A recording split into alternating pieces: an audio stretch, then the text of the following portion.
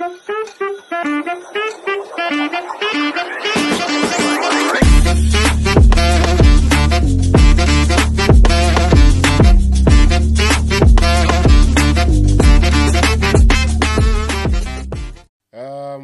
to the Ankle.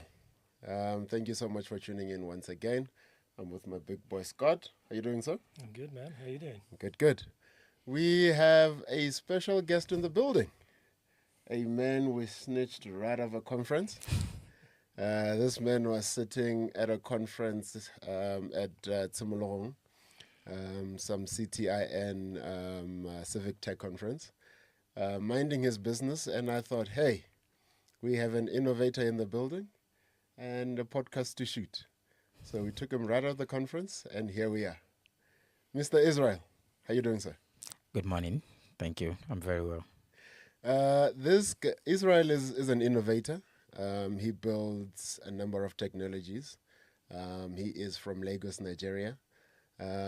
Interested in one of the products he created called ChatVE, which is a fact-checking tool. Plugged with Twitter, X, by the way. Quite an interesting tool. So pretty much if people are telling lies, you are able to fact check them lies on using ChatVE, the platform that Israel built. Mr. Israel, welcome to the Ankle. Welcome. Thank you. It's a pleasure having me. Can you just give us a brief intro on who Israel is, where you come from, your background, and how you get caught in this world of technology? Okay. Let me see if I should start with how I get caught in the technology world. We might not live here on time. So let me just quickly say who Israel is and my background. I'm an ICT 4D expert. That is information communication technology for development. So because we have some other people in my fields who are focusing on the profits, which is the ROI. But for me, in my own case, the ROI here is impact and development, so which makes me an ICT 4D expert. And I have over a decade of experience, 5 years of experience in data science. I'm a Python programmer and also a cybersecurity expert.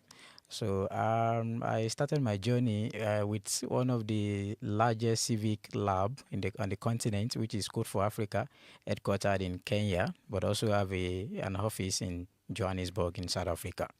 So through my engagement over the past years, developing several innovative tools for both government and non-state actors. So I've been able to grow, evolved, and that's led to the invitation to attend the Civic Tech Innovation Network Forum happening at the Shimololungu Precinct.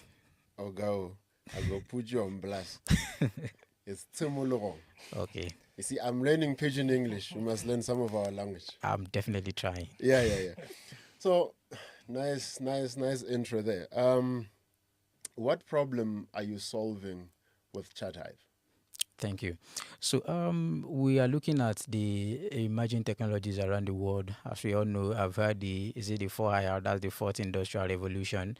And we have a couple of technologies linked to this. And one of the leading one, or let me say the buzzword after they took out a blockchain in Nigeria is artificial intelligence. And we also understand that there are so much problems now that are being created by AI. So when a problem is created by AI, so you cannot use other means to actually solve it. So you have to use AI to solve it. So in the digital era where we find ourselves today, people rely so much on social media platforms to actually get the accurate, like the instant news they wanted to hear. So, and this is also changing the way traditional media outlets now operate. So they also tailor their news to, fit in the social media platforms which users are always and constantly on. And also at the same time, as we are able to quickly spread news, and the same thing goes for misinformation and disinformation. And in fact, it even goes faster than the truth news. And we also understand that there are so many deepfake contents out there. So there was a time I was at a conference and I was shown 10 different pictures. So I was told to figure out which one is the real picture and which one is the one generated by AI. So I got like 3 correctly out of 10. So that's so bad. So meaning that mere looking at it with human vision, human eye, we won't be able to spot some things which AI will be able to spot, because AI can easily measure the distance between your nose and your eye, the distance between your nose and your lip, which you Right. might not be able to figure out with your eyes. So, and this now started causing issue on social media, on the internet, because the level of deepfake content, especially around election and all that. Yeah. So you see so many things coming up. You can just see a candidate, with a voiceover and his lips or her lips moving and saying different things and all that. So we believe that we should also match the level of technology of some of these let me say unpatriotic actors to be able to actually discern what is true and what is fake. So that is how we come about developing ChatV. And ChatV was born out of an hackathon on the 11th of February 2023. The hackathon was organized by Code for Africa, which I've mentioned earlier, with partnership from Charter Project Africa, funded by the EU, and also Democracy Lab. So Democracy Lab is like is an organization created under the Creative Commons in the US. So that is where ChatV emerged as the overall winner of the hackathon across the world. Oh, So, all right, so I've been working in media for a long time. I've been in newsrooms for a long time. Great. And this problem that you're looking into and you're providing some solutions for has been around for a while as well. There's always been some sort of semblance of misinformation. So I just need to help you, or rather help us package your parameters of how this tool works now. So you're not really dealing with text information, you're looking at images specifically or video specifically. And within that space, you're determining whether that's a created video and not necessarily a fact-checking video. You're just checking whether that video or picture is real, as in not generated by an AI. Just to clarify for us how your product might work or what it looks at. Okay. So currently, ChatV fact checks claims in text. So we have a different tool that fact check video claims, and also we don't have a tool that can say, okay, this one is generated by AI, this one is not generated by AI. Although we have access to a resources called GPT-0. So GPT-0 helps us check what is humanly created and what is generative AI created. So currently, what ChatV does is when we see a claim, even if it's a video claim. So let's say, for instance, I saw a viral video saying there is an outbreak of a particular disease somewhere, and 200 people have been infected or dying, and there is a video towards that. So all I would just say is, hey, hi, ChatV, can you please fact check the trending video about a claim of so disease and all that? So it understand. It can browse the internet. This is a feature that was missing in ChatGPT when it first came.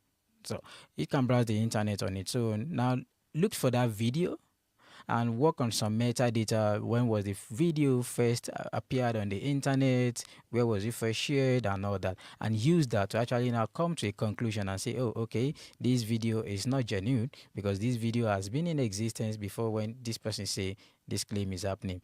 I'll give you an example to that. So when the military junta took over in Mali, so there was a video of a man crying. So, and there was a claim going around with the video saying that is the Minister for Finance that is crying because the military junta said if he does not give account of how the state funds were being managed, he will be executed.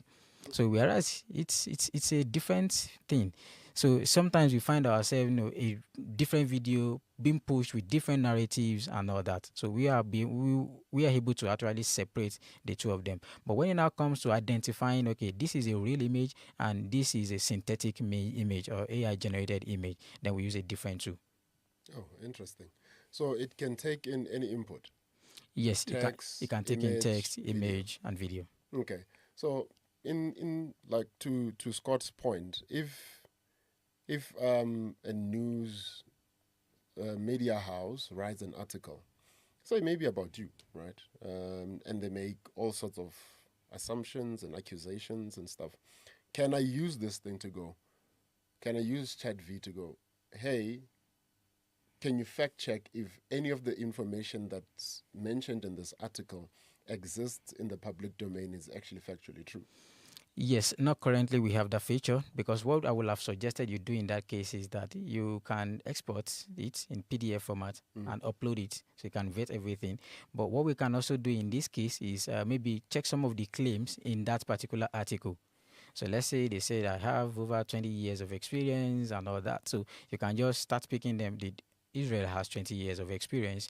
It goes on my LinkedIn profile. See that I say I have 10 years of experience on my LinkedIn, so it can easily tell you. So rather than the entire article itself.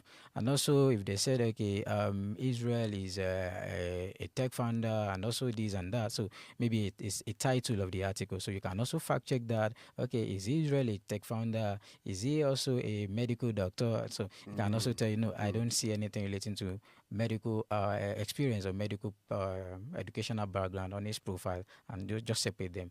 Okay. And currently, ChatVE is integrated with X. Yes, so we have so much limitations with that. Okay. Number one, interface. Another thing is the number of characters. So when Elon took over, so the amount of text you can chunk out, I think 280 characters. Yeah. So, and we have some cases whereby ChatVE we want to, because ChatVE fact check in 3 different phases. One of it is when it retrieve what you are trying to fact check. The second one is when it started browsing the internet looking for evidence to support the claim, and the last one is when it's trying to validate, providing you with sources which it use to fact check. So we have issues with outputs.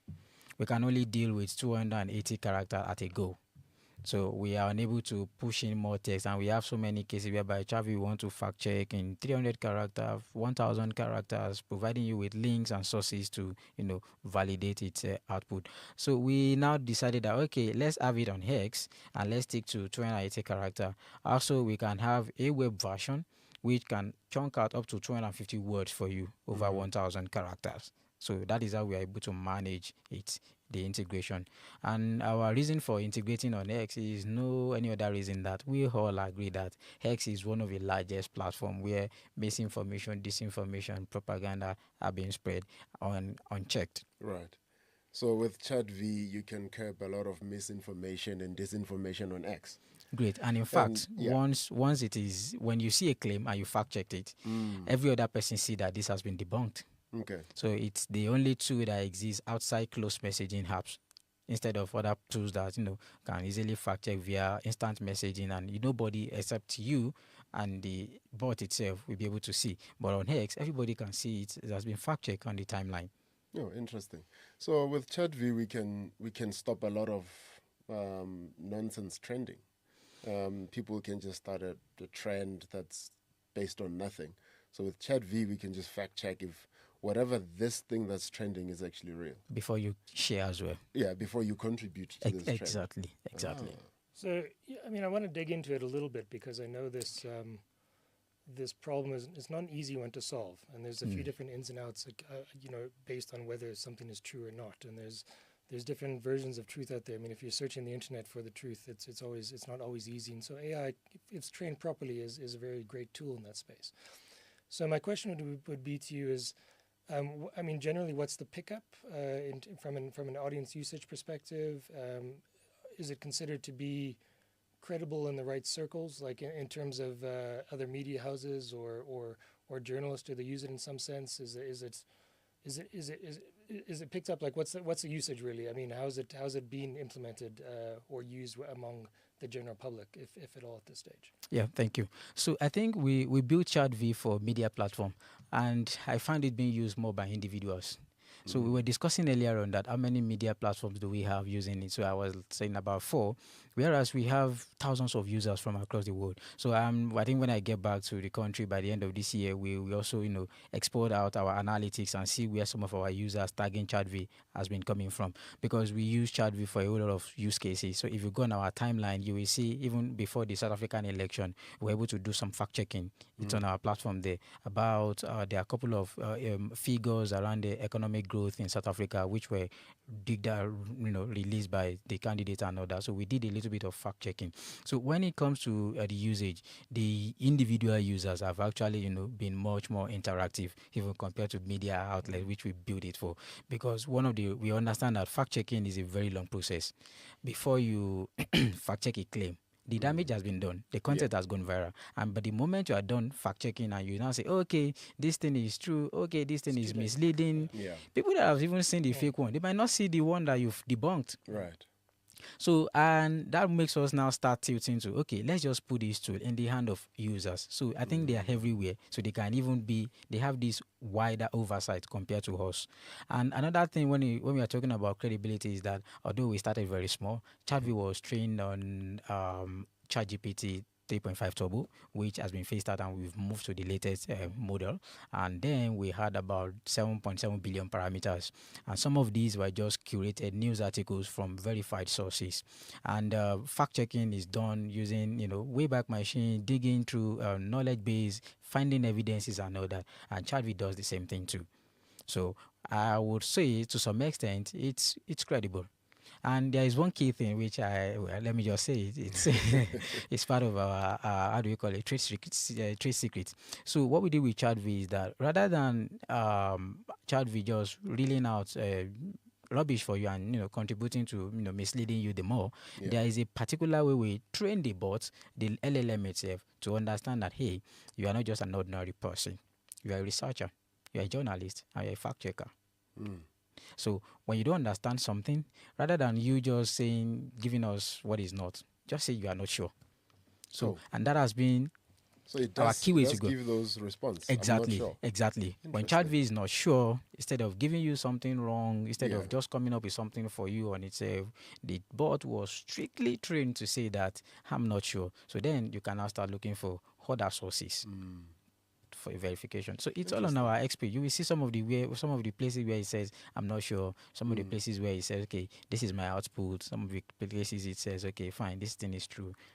So taking like a context of elections, for example, and that's when real issues about generated videos and fake news becomes a huge problem when you start influencing the voters' perceptions. Speed is of the essence in this case, and I think I read on your site that there is a way that you flag misinformation, whether it's a video or image. Correct me if I'm wrong here.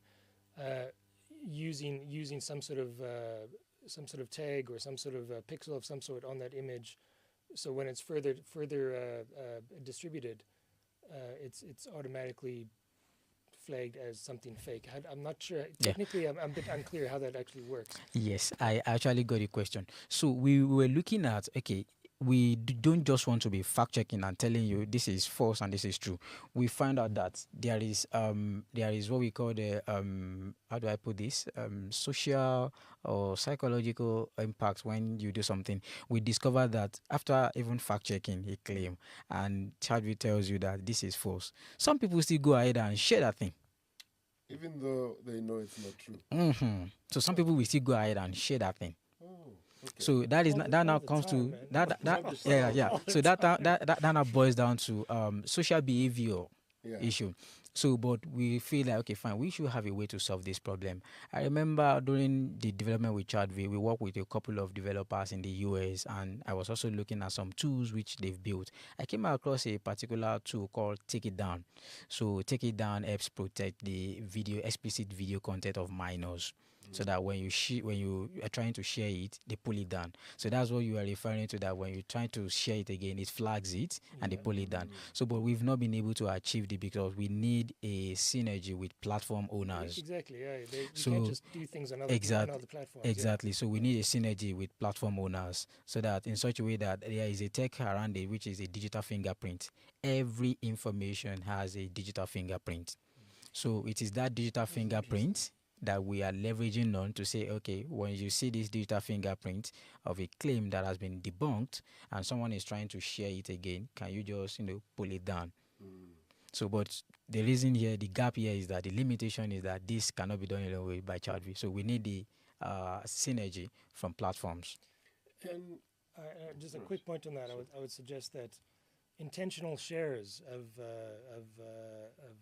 disinformation should be flagged as well, and this technology kind of leans into that space next a little bit. Like if you're deliberately sharing fake news, fake videos that are false, and determining whether something is false or not is a different problem. But say it's already been flagged and it's already clear that video is false, to now continue to share it again. I would lean into a database because I'm over it. Like there's so working in media as long as I have, there's so much of it, and people, as to your point as well, Yeah. people just continually share crap for their own hits and views.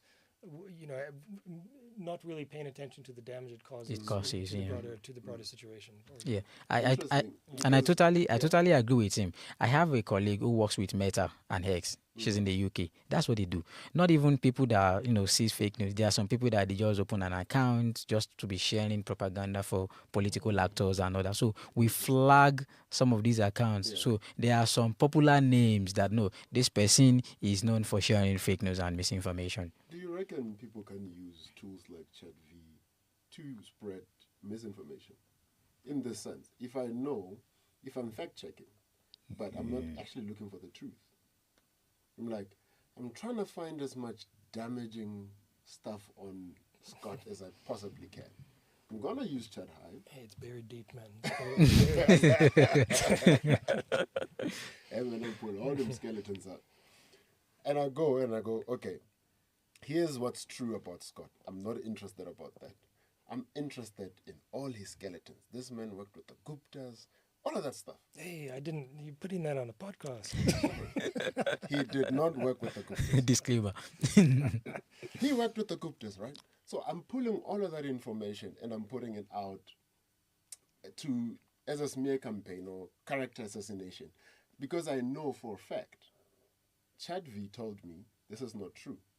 But it's not true, and I can see how much it is online. So I'm aware that people are aware of this lie about him.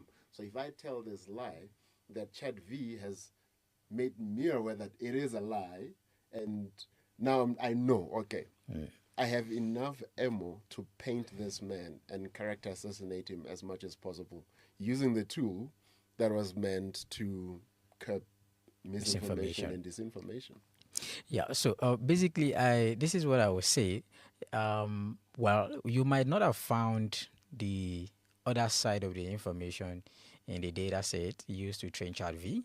So ChatV might have gotten that for you somewhere else, which it will provide where it got it from to Yeah. you. So it can just be there was a case that was it sometimes early this year or something. So the son of a governor in Nigeria had an issue with I think so many media outlets in Nigeria started publishing that he went to a club, he's studying in a fight broke out in the club, and I think he stabbed a Chinese guy or something, or maybe he killed a Chinese guy or something. So we just wake up in the morning and like 3, 4, 5 media outlets in Nigeria, reputable ones, have published that story. I was like, what? So and I told my team, okay, let's start picking this thing one after the other. The guy in question, is he even in India? Because I never know the guy. Nobody knows the guy. Is he in India? Is he a student? So let's start, connecting the dots. So we pull it to ChatV. So ChatV related that, okay, despite the fact that there are so many media outlets that has, published things around him, ChatV said the situation or the story is still a developing issue. So he doesn't have much, but the only thing he can provide is that truly, truly the guy is studying in India.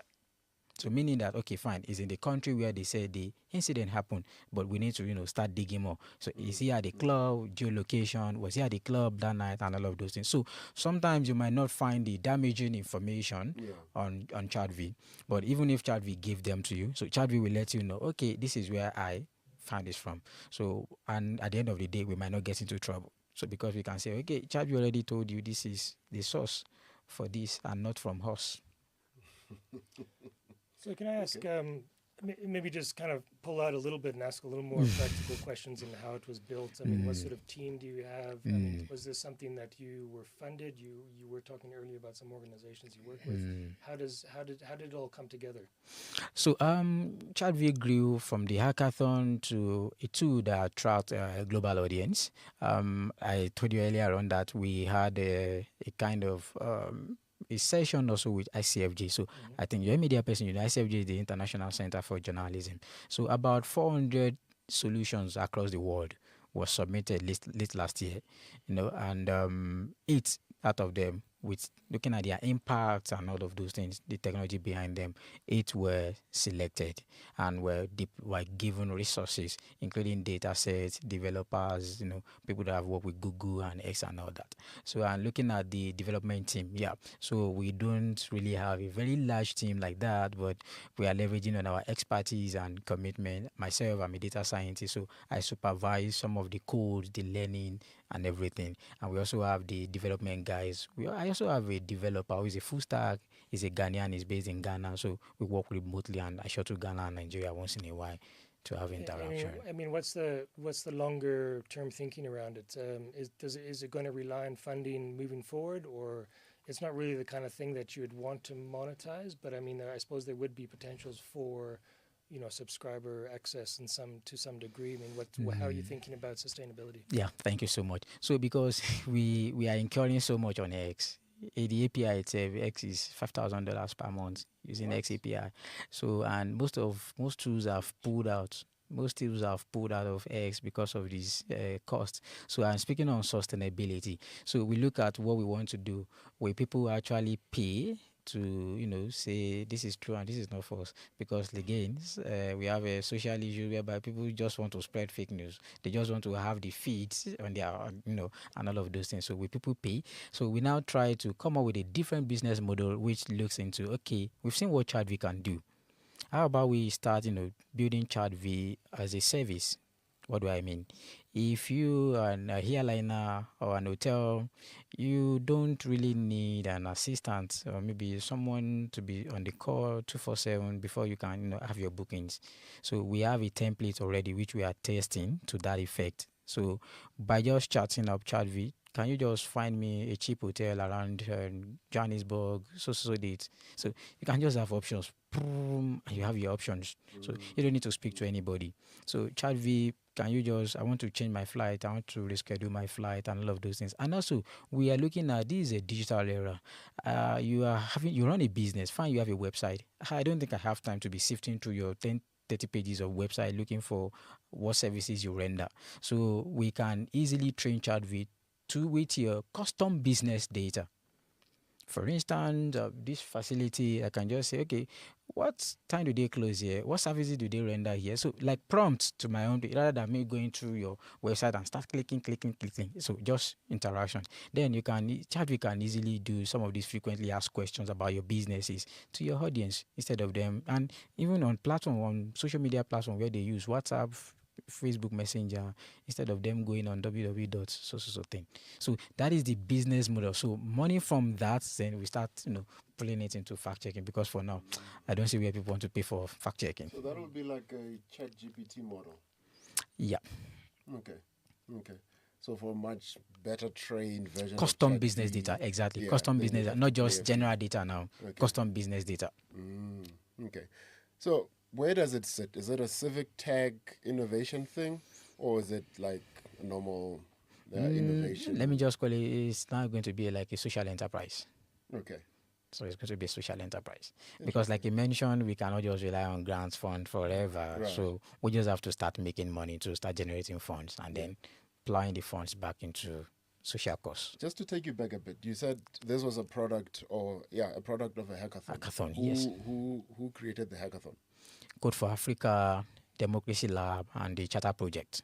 So those are the 3 organizations. Okay. Code for Africa, okay, Democracy Lab, and Charter Project Africa. Oh, and was the hackathon based on the problem to solve? Was it misinformation and disinformation? Exactly, and violent extremism. Violent extremism. Yeah. So you see toxicity online. Oh. Okay. Yeah. You see terrorism. Yeah. So essentially, if you're asking what violent extremism is, that's it. Terrorism. So we now see, we now see where when some of these actors start monitoring your profile and they see, oh, this person is radical, he will be a potential recruit for violent extremism. So they now recruit people to their cause online by monitoring what you post. So that is why we are trying to. So we have what we call a toxic comment scoring engine. So when you are trying to post something and it's, well, depending on the threshold of the organization, let's say for instance in this media organization, they publish articles and all that and open the comment section up for people to interact and all that. Yeah. So the backend manager, the moderator can set it, okay, any comment that is 50% toxic cannot pass. So when you're trying to say something like, trying to maybe swear for someone online and all that, so it won't pass. Interesting. Yeah, I saw that on your site as well. I would be interested in terms of because, I mean, it's nuanced. You wouldn't be, it would never be perfect, but Yes. your percentage would be, generally how is your percentage of correct filtering? It must be relatively high. I would Yeah. guess. So what we did is that we didn't just build it looking at maybe words generally. So we look at context. So there are some cases whereby you say some certain things that are not harmful. In Nigeria, when you are driving and you tell somebody to cut your hand, it means the person should, turn to the other side. Oh.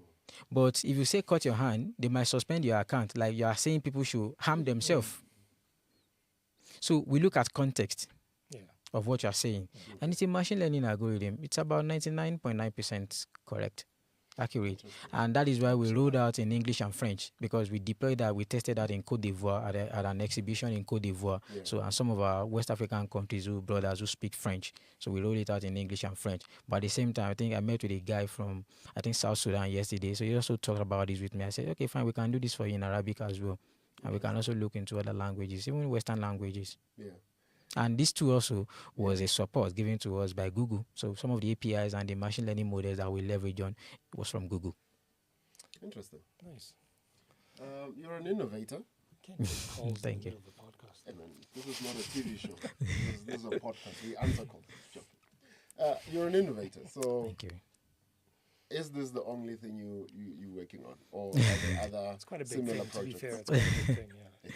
So basically, because of what I've been working on, I'm now starting to see some side projects which can also improve on what I'm working on. For instance, where we are talking about ChatVE only fact check in English. So what happens to other languages, especially African languages? So we started looking into building language database models, lexicons around our own language in such a way that in fact, I subscribe to BBC Swahili. That's why the fact that I don't speak Swahili yet, so that I can easily pick maybe Google Translator on one or two things and understand.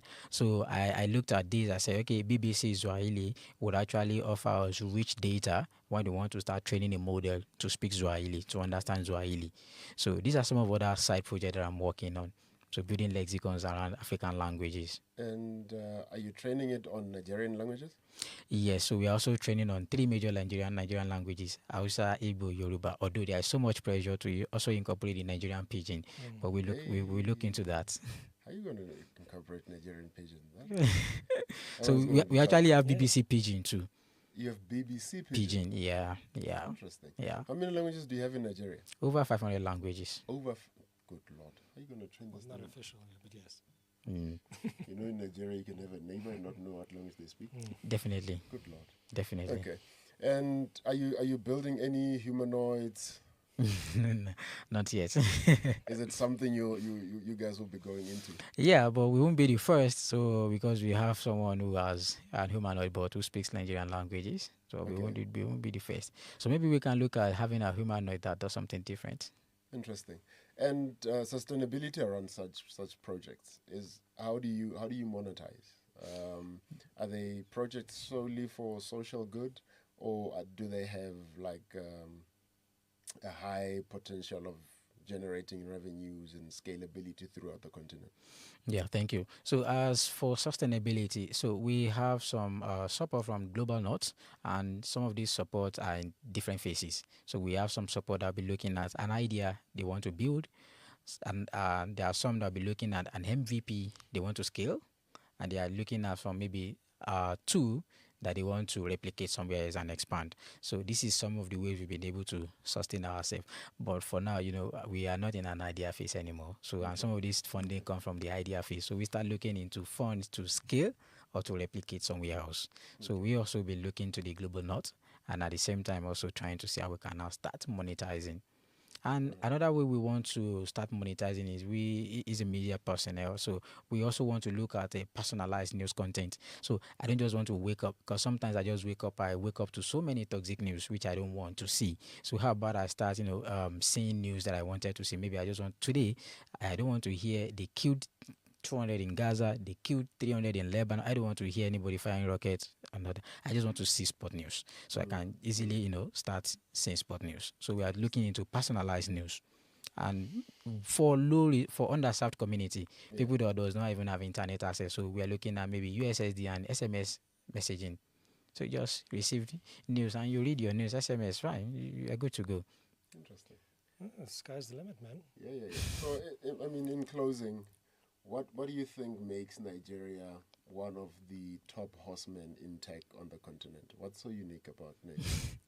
So I think for us in Nigeria, we are very open to learn.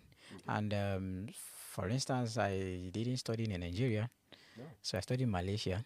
So, but I look at the potential. I say, okay, fine, this knowledge I have to take it back to my people. And also, I've been training students for more than 3 years on Python programming language for machine learning. So I also want to, start building people even better than myself. So we have this spirit in us in Nigeria. And also we have the population, which is giving us also the leverage. Because when you build a tool in Nigeria, you can easily roll it out and have so much use and impact. Looking at the number of people you will reach, you're looking at the number of target audience you are touching, looking at the number of those target audience we also touch. So the impact is also very wide. And I think that is what has been giving us edge in Nigeria. Interesting. Scott, any closing remarks? Nice. Well, yeah, that's been a fascinating talk. I think Thank you so much you're for putting having your me. fingers into lots of really interesting parts. From my perspective, I think the efforts into tracking and somehow attempting to curb misinformation on the internet, I applaud that efforts. I think that's something we need and something we're going to have.